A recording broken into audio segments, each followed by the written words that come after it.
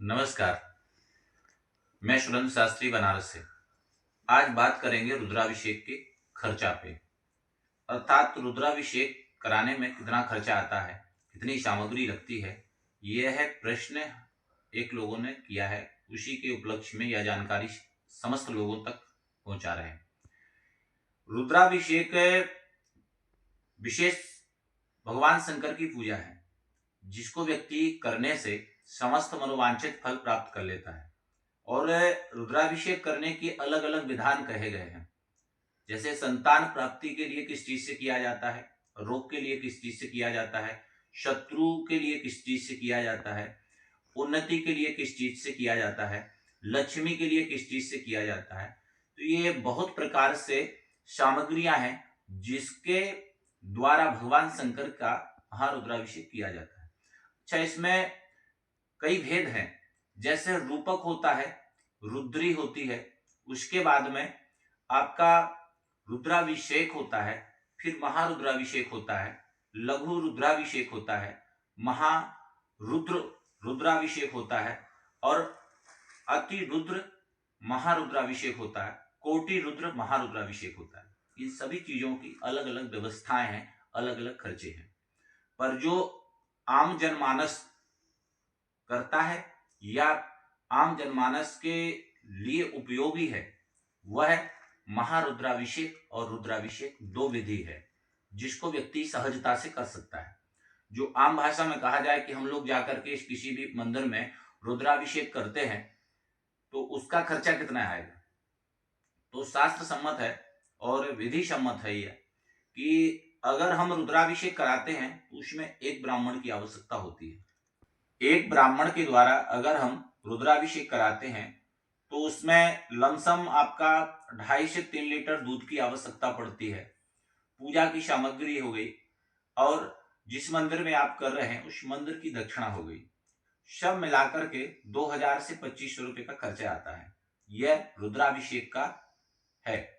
अब अगर हम लघु रुद्र करते हैं या फिर हम सीधा सीधा कहें हम एकादशी रुद्री करते हैं तो उसमें 11 ब्राह्मण लगेंगे, 11 ब्राह्मण लगेंगे और 11 लीटर दूध लगता है।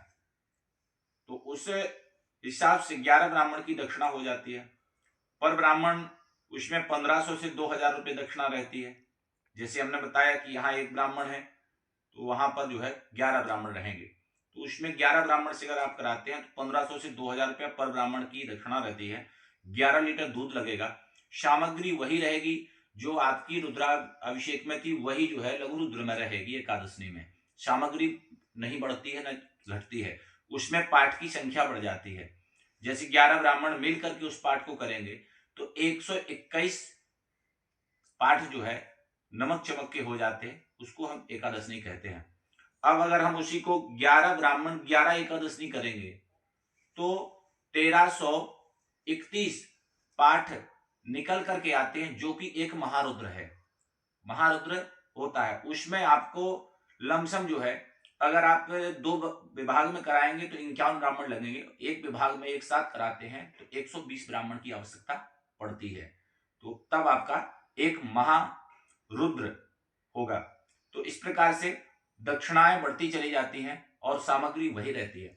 अच्छा, इसमें 3 वेद हैं, या हम पाठात्मक करा सकते हैं या अभिषेकात्मक करा सकते हैं। किसी भी प्रकार से अगर जो हमने व्यवस्थाएं बताई हैं, चाहे वह खर्चा की हो और चाहे क्रिया की हो, यह शास्त्र सम्मत है। और अगर आप बनारस में महामृत्युंजय जाप हो गया या रुद्राभिषेक हो गया या फिर किसी ग्रहों की शांति हो गई, इन सभी चीजों को अगर आप हमारे चैनल के माध्यम से कराते हैं तो जो खर्च हमने बताया है यह हमारे द्वारा दी हुई आपके लिए व्यवस्था है।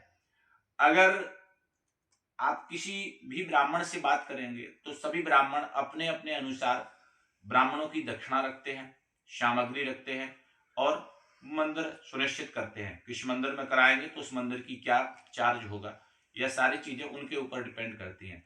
पर हमारा जो चैनल है कम से कम व्यवस्था में और अच्छे से अच्छे वैदिक विद्वानों के द्वारा उस कार्य को संपादित कराता है और प्रत्येक व्यक्ति के लिए सहयोग करता है। तो अगर किसी भी प्रकार का आप हमसे सहयोग चाहते हैं या बनारस अगर आप आ रहे हैं, बनारस में अगर आपकी इच्छा है कि हम भगवान महामृत्युंजय का रुद्राभिषेक करें और काशी में किसी भी पार्थिव शिवलिंग बनाकर के रुद्राभिषेक करें या गंगा तट पर रुद्राभिषेक करने की इच्छा हो, तो इस चैनल पर कमेंट करना। उचित सामग्री और उचित ब्राह्मणों के माध्यम से आपका कार्य संपादित होगा। कम से कम जितना हो सकता है हम आपका सहयोग करेंगे। जय माता दी, जय श्री कृष्ण, जय श्री